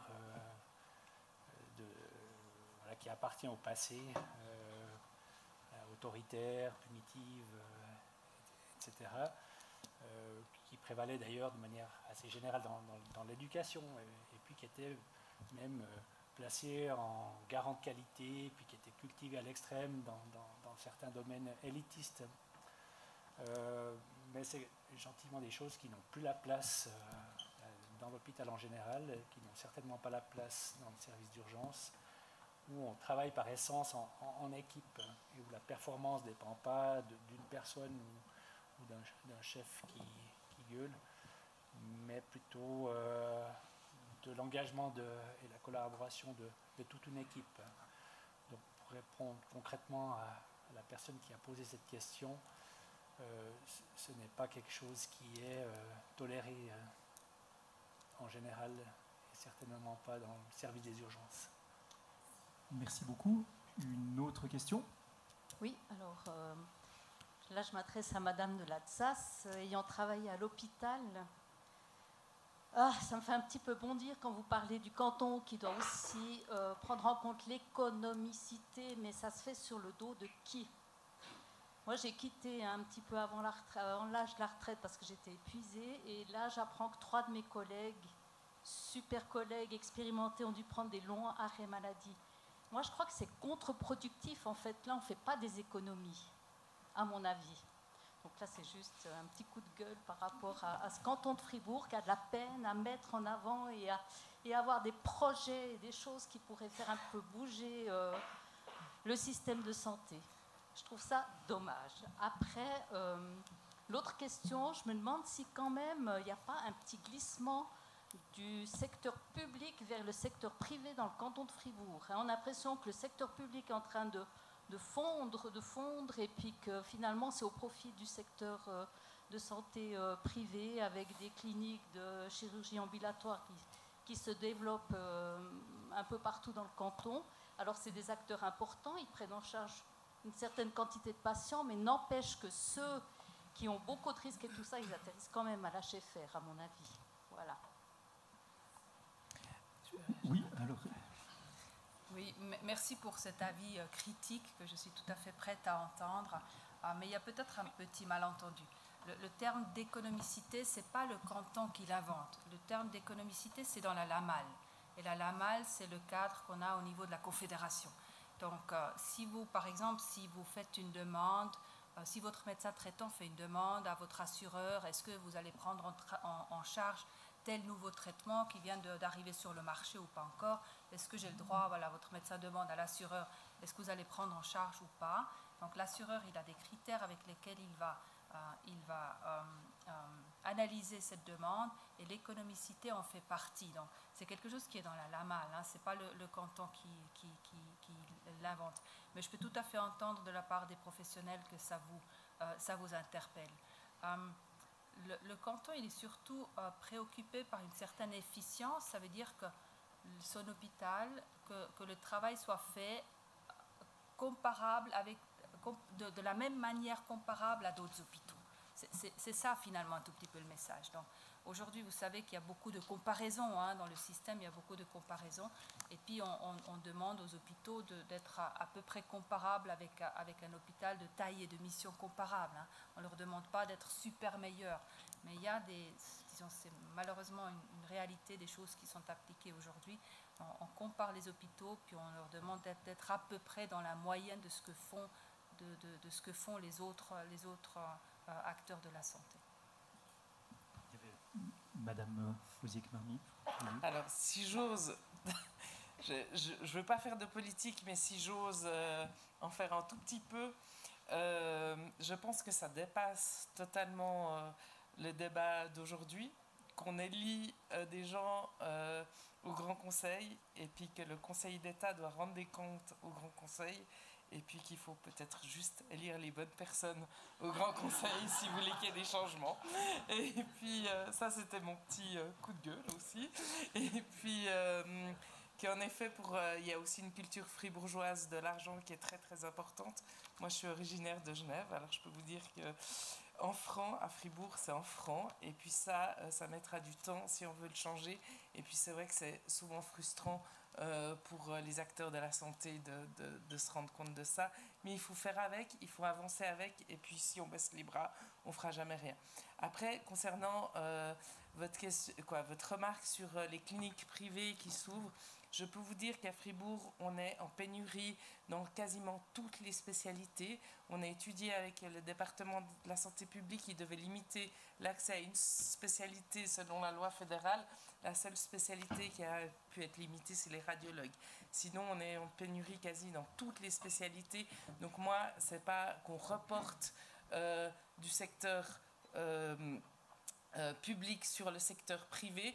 Je crois que tous les acteurs de la santé sont les bienvenus dans notre canton, et s'ils peuvent nous rendre ces services. Moi, quand je cherche une consultation pour mes patients avec un spécialiste, c'est très compliqué d'avoir accès à ces consultations, parce que juste nos spécialistes, ils sont totalement débordés. Donc c'est le secteur privé. En fait, la collaboration est en train de se faire entre le secteur privé et le secteur public, parce qu'on a les mêmes problèmes, et puis l'accès aux soins est notre priorité pour nos patients, et puis je crois que c'est pour ça qu'on a développé cette collaboration. Voilà, Médecins Fribourg a ouvert la permanence médicale de Fribourg en collaboration avec les deux cliniques. Notre but, il y a 4 ans, notre but c'était juste qu'il y ait plus d'accès aux soins. C'est un lieu qui accueille les urgences non vitales, mais c'est vrai qu'on a aussi des problèmes de recrutement, on a aussi des problèmes d'économicité, et puis c'est vrai que c'est ça qui limite la prise en charge actuelle, mais on est tous soucieux et on avance tous vers la même direction. Et puis voilà, juste voter bien, peut-être. On devra encore attendre presque 4 ans, hein, parce que la législature vient de démarrer. Mais docteur Rodondi. Juste un tout petit point par rapport à la terminologie d'économicité, qui n'est pas la même chose que économie. Il faut savoir que dans le système de santé, il y a toute une série de prestations qui sont absolument inutiles. Si quelqu'un a des maux de dos, puis qu'on lui fait une radiographie et qu'il n'y a pas de critères pour faire cette radiographie, on coûte au système de santé 80 francs pour rien du tout. Si on prend des médicaments pour protéger l'estomac en dehors de la bénichon et puis qu'on n'en a pas besoin, en fait ça coûte très cher. Puis si on multiplie tout ça, ça coûte extrêmement cher et ça sert absolument à rien. Si mes patients veulent faire des scanners du corps entier, comme j'ai de temps en temps la demande, comme ça une fois avant Noël, en fait ça sert à rien. Et puis ça coûte très cher au système de santé parce qu'on multiplie, ça fait énormément. Il y a tout un concept qui se développe en Suisse et dans le monde qui s'appelle Smarter Medicine en Suisse et on l'enseigne à nos étudiants, c'est de leur dire qu'il ne faut pas toujours faire plus et puis c'est de savoir limiter parce qu'on prescrit des choses qui servent absolument à rien mais qui coûtent au système de santé. Donc l'économicité, c'est aussi faire attention à ne pas dépenser pour rien de l'argent parce que ça n'amène absolument à rien. Merci beaucoup. Une question encore, je crois. Oui, bonsoir. Je reviens un tout petit peu en arrière dans tout ce que vous avez décrit sur les différents acteurs qui peuvent soulager les urgences avant. Il y a un acteur dont j'ai presque pas entendu parler, c'est peut-être tous les services de télémédecine. Enfin, vous en avez un tout petit peu parlé, mais presque pour le botter en touche. Pourquoi est-ce que la télémédecine ne peut pas aussi contribuer à soulager des urgences en particulier? Alors, peut-être Monsieur Ribordi, et puis ensuite Monsieur Rodondi.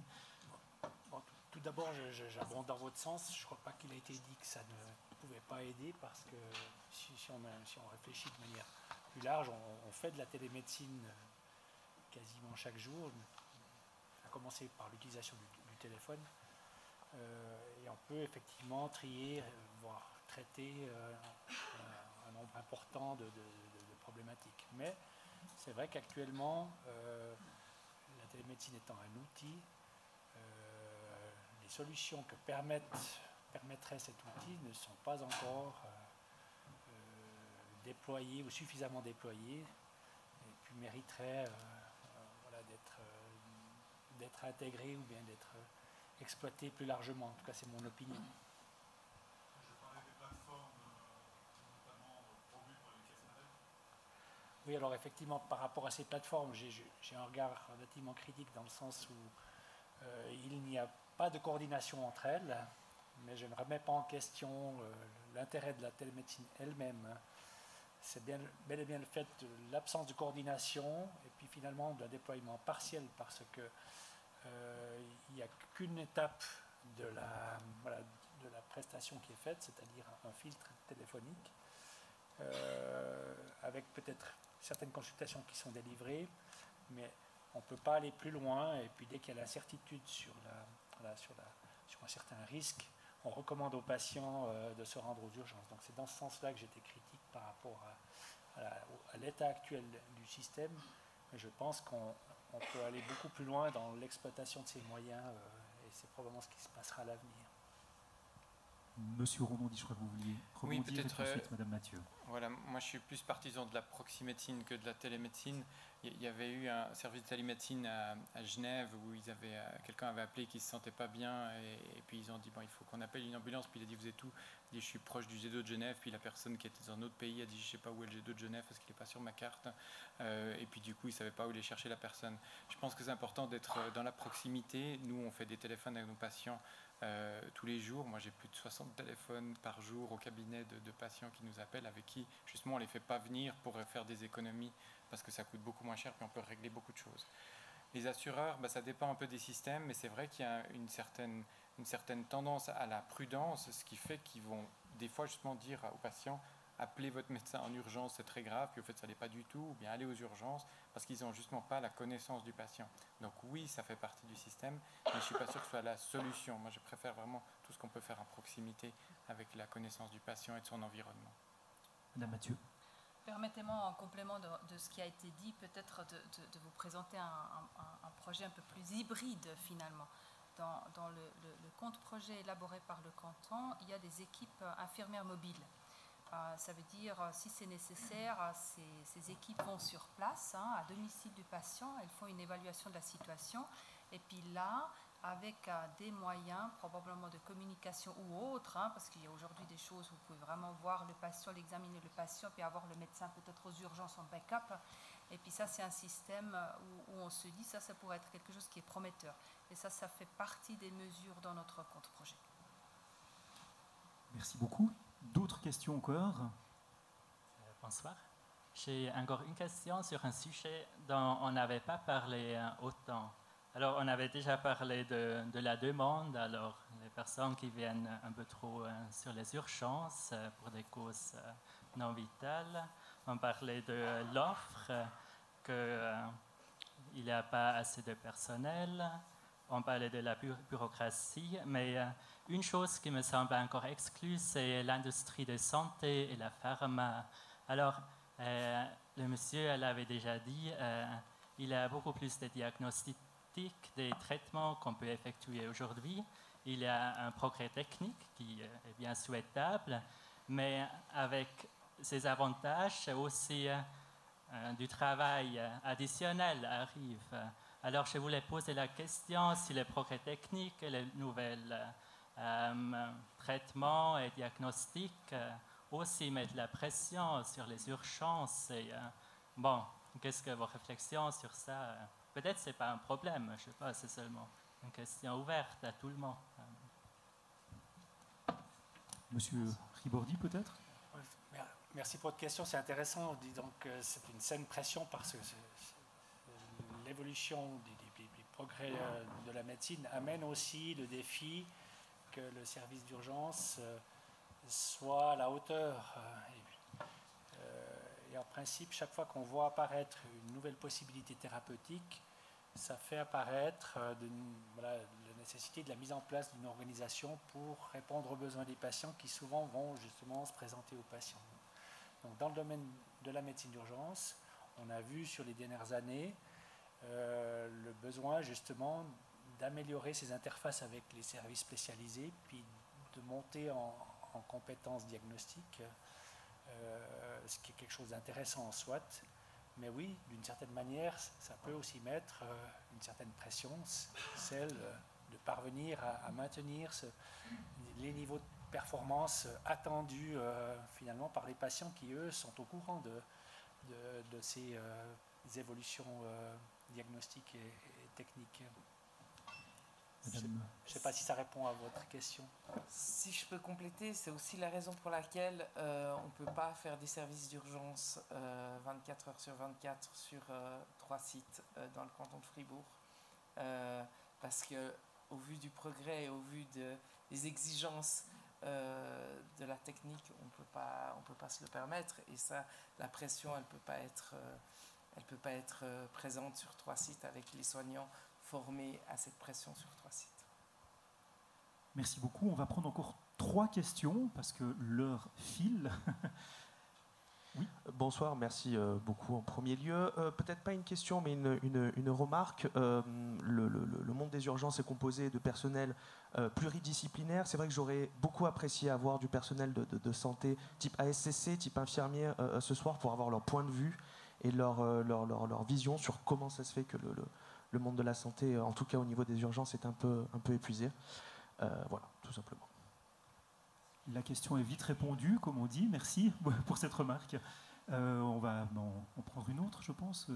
Si vous permettez, oui. Vous avez tout à fait raison, monsieur, dans le sens que le service d'urgence, on parle beaucoup des médecins, des soignants, mais il y a effectivement, on l'a quand même abordé avec l'interdisciplinarité et l'interprofessionnalité. Il y a énormément d'acteurs de manière large dans le service d'urgence, mais dans le service des urgences, dans le lieu, voilà, il y a du personnel des admissions, il y a des agents de sécurité, il y a des techniciens en radiologie médicale, il y a des civilistes, il y a des aides, il y a des ASSC, il y a des infirmiers, il y a des infirmiers spécialisés, etc. Donc on peut faire, je ne veux pas être exhaustif, il y a énormément de professionnels et puis tous ont un rôle extrêmement important à jouer dans la prise en charge des patients des urgences. Merci beaucoup. Une autre question? Merci pour votre question. Moi, je suis un qui a besoin d'une assistance digitale. Les crises de la vie ne sont pas bonnes, mais nous devrions en tirer des leçons de manière intelligente. Qu'est-ce que c'est que le système de santé d'urgence a appris de la pandémie de Covid? Quels sont les enseignements clés que faisons-nous de mieux maintenant? J'ai entendu ce matin que la question avait été posée à Radio FR aussi. Hein. Moi, je peux juste répondre quelque chose. Je pense qu'on n'a jamais collaboré aussi étroitement entre les différents acteurs de la santé du canton depuis la pandémie. Et ça a vraiment amené ça. Parce que les médecins installés sont venus dans les hôpitaux donner un coup de main. On a dû tous se retrousser les manches, on se les retrousse tous les jours, mais là c'était vraiment et trouver des solutions innovantes très très rapidement. Et je crois que ça a amené cette collaboration. Et en fait, quand je disais que les médecins, en tout cas Médecins Fribourg, collaborent très très étroitement avec le service de la santé publique, c'est notamment depuis la pandémie. Donc ça a amené, on a réussi à se rencontrer, je crois, contrairement à avant, et ça a amené déjà ça. Peut-être que voilà, votre question elle mériterait un développement assez important. C'est vrai que personne n'avait expérimenté ou vécu, qu'on soit en tant que citoyen ou en tant que professionnel de santé, un tel phénomène. Pour répondre à votre question, nous avons quand même gagné, appris à avoir confiance, parce que le phénomène était extrêmement anxiogène et a provoqué des dommages considérables. Au départ, nous n'avions pas su si nous arrivions à répondre et puis si on allait pouvoir s'adapter. Et donc on a appris que oui, nous avons réussi à reconfigurer quasiment toute l'organisation du système de santé, ce qui nous a amené à mieux travailler ensemble. Donc ça, c'est un point sur lequel on a appris. On a appris aussi que c'était important d'avoir un système de santé bien coordonné et puis d'avoir des ressources, ces ressources précieuses en soignants, en personnel de santé, en médecins. Et puis, nous avons appris aussi que nous avons réussi finalement à faire face. Bien entendu, on a eu finalement de la chance parce que cette maladie s'est atténuée en gravité aussi grâce aux différentes mesures qui ont été déployées. Maintenant, bien sûr qu'on en retient un certain apprentissage et une certaine expérience, mais quelques années après, on a aussi l'impression que, d'une part, on n'a pas envie de s'en souvenir, et puis je ne suis pas sûr que tout est resté parce que en très peu de temps, les choses ont continué d'évoluer, puis on est maintenant face à cette évolution des besoins qui a continué. Et puis il y a aussi eu un côté négatif, disons, à cette expérience du Covid, c'est-à-dire que en principe, chaque année, on s'adapte un petit peu à l'évolution du besoin. Puis pendant ces années où on a été concentré sur le Covid, ça nous a pas épuisé, mais ça a utilisé des ressources, ça a utilisé des forces, et puis on n'a pas pu utiliser ce temps, ces ressources pour préparer l'avenir. Puis l'avenir nous a quelque part rattrapés. On a vu l'année passée un rebond de tous les besoins de santé dans différents secteurs et nous a fait prendre conscience que nous n'avions peut-être pas eu assez de temps pendant ces 2 années de nous adapter et préparer, anticiper par rapport à l'ensemble de ces besoins de santé. Merci beaucoup. Il reste encore une question? Oui, une dernière question qui nous arrive aussi par SMS et qui a trait à un sujet qui est très à la mode en ce moment, mais qui est probablement incontournable. Est-ce que l'IA pourrait être une piste pour soulager, désengorger, ouvrir de nouvelles perspectives? Ce sera la dernière question de cette soirée. Passons dans le futur alors. Bon, concrètement, l'intelligence artificielle est déjà utilisée dans différentes aides cognitives ou solutions techniques. Maintenant, l'IA telle que nous la connaissons tous fait l'objet d'études dans différents protocoles. Donc, il y a déjà eu quelques études étonnantes qui ont été publiées. On a vu apparaître que l'IA faisait autant bien que... donc on a fait passer des examens, de médecine, mais on peut aussi poser la question, voilà, j'ai ces symptômes, qu'est-ce que je dois faire? L'IA nous donne des réponses. Alors, quant à répondre et à prédire quelle sera exactement la place de l'IA dans l'organisation et les systèmes experts utilisés dans la santé, je ne peux pas m'avancer en conjecture. Et concrètement, nous ne l'utilisons pas encore, mais on utilise énormément de ressources digitalisées qui nous permettent d'accéder à l'information, à nous aider à trouver les bons protocoles ou les bonnes informations sur différentes questions. Madame Mathieu. Oui, peut-être en complément, l'intelligence artificielle est déjà sous une certaine forme bien présente dans le monde de la santé, de la médecine. Par exemple, les algorithmes, les applications que vous utilisez pour la santé, pour comprendre qu'est-ce que vous avez, vous mettez là-dedans, j'ai mal à la tête, j'ai le nez qui coule, j'ai mal à l'oreille, etc. Vous mettez différents symptômes, puis à la fin, ça vous crache un diagnostic différentiel. Ça vous dit, avec la plus haute probabilité, vous avez un rhume, avec la deuxième, vous avez une méningite, et puis avec le troisième, autre chose. Donc ça, c'est des systèmes qui sont élaborés grâce à des grosses collections de data, puis l'utilisation d'intelligence artificielle. Donc ce sont des algorithmes. Donc ça, c'est déjà quelque chose qui, notamment dans la télémédecine, et puis avec ces applications pour les caisses, avec les caisses maladies qui sont beaucoup utilisées. Comme le professeur Ibordi le disait, il y a des tests qui ont été faits, notamment dans la lecture d'imagerie. On a comparé des neuroradiologues, ceux qui lisent la radiologie pour le cerveau, avec un système automatisé. Et puis on s'est aperçu que la justesse du diagnostic était à peu près comparable. Donc c'est des choses qui avancent. Vers quoi est-ce que ça nous mène? Ça, on ne sait pas encore avec précision, mais c'est quelque chose qui est déjà bien présent dans le monde de la médecine. Monsieur Rodandi. Oui, peut-être un tout petit point, un complément. Je pense que ça n'enlèvera jamais la relation qu'on a avec nos patients en fonction, suivant ce qu'ils mettent dans leur algorithme. S'ils ne mettent pas qu'ils ont tel problème dans leur vie, on peut partir sur des diagnostics complètement inadéquats par rapport à la réalité. Donc je pense que ça pourra nous aider, mais ça ne va certainement jamais remplacer ce lien direct qu'on a besoin d'avoir, que les patients ont besoin d'avoir avec nous. Vous partagez cet avis, madame? Oui. Non, moi, je me pose la question si ça ne peut pas nous aider au niveau administratif, en fait. Je sais qu'il y a certains de mes confrères qui ont essayé de faire des rapports avec l'IA et c'est pas si mal que ça. Donc après, c'est vrai, au niveau du lien et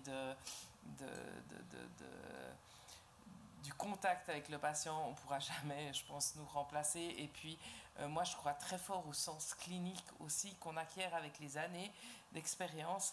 Et puis, ce sens clinique, on ne peut pas l'expliquer. Et je pense que ça, l'IA ne pourra pas l'expliquer, le remplacer. Je veux dire, moi, j'ai un patient qui vient avec les mêmes symptômes, qui me décrit la même chose. Rien qu'en le voyant, je vais pouvoir me rendre compte s'il y a une urgence là ou s'il n'y a pas. Je ne peux pas l'expliquer, c'est l'expérience et ce sens clinique, on ne pourra jamais le remplacer. Il est extrêmement important. Donc voilà. Et puis il y a en danger l'intelligence artificielle qui a été montrée dans les études justement en radiologie, c'est le surdiagnostic. En fait, l'intelligence artificielle peut faire mieux que l'œil humain, mais elle peut aussi détecter des choses bénignes qui amènent à des examens invasifs qui ont des effets secondaires et des conséquences néfastes pour le patient. Donc il faut être très très prudent. Merci beaucoup. Prudence donc, ce sera le mot de la fin. Merci à vous quatre d'avoir été présents ce soir pour décortiquer ce système d'urgence, ce système de la santé du canton de Fribourg. Merci à vous, public, d'avoir posé des questions qui peuvent se poursuivre. Hein. Les discussions peuvent se poursuivre autour d'un apéro, où là on fait monter notre taux de cholestérol, de diabète, tout le reste. Mais on a 4 médecins ici présents qui vont poser leur diagnostic. En tout cas, voilà, je vous remercie encore pour ces questions pertinentes, et je pense que ça ouvre beaucoup de potentiels cafés scientifiques à l'avenir. Absolument, j'ai noté différentes suggestions dont on pourra discuter et que nous pourrons organiser avec plaisir.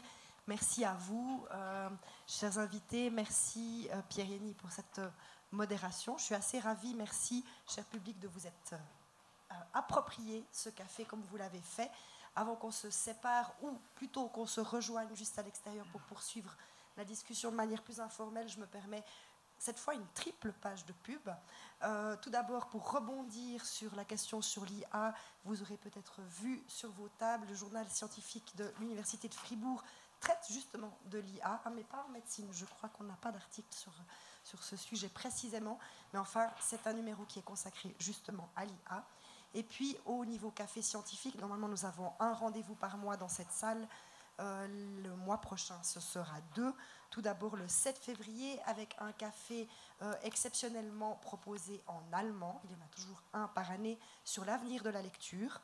Et puis le 21 février, toujours dans cette même salle, à la même heure, un café intitulé « Tu seras un homme, mon fils, mais comme tu voudras ». Je vous souhaite une bonne soirée et comme vous la voudrez.